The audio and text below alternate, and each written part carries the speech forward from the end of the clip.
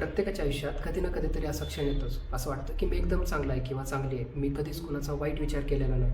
I am always there to help anyone. मी एकदम loyal आहे. मी कधीच काहीच लपवत नाही आणि मी कधीच असं म्हणत नाही की मी तुझ्यासाठी एवढं केलं आहे किंवा करतोय.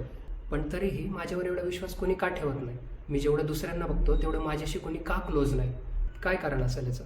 या प्रश्नाचं उत्तर एकच आहे, तुम्ही जे करताय ते दाखवत नाहीत. इंग्लिशमध्ये एक म्हण आहे, if you are peeling groundnuts for a blind man you must keep whistling so that he knows that you are not eating them.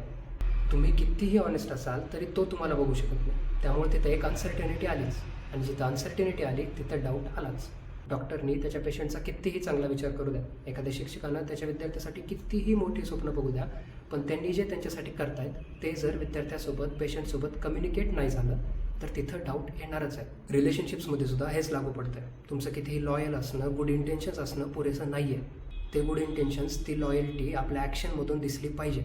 Overall आयुष्यामध्ये एक गोष्ट लक्षात ठेवायची की integrity is not just about doing the right things, it's also about creating the trust while doing it.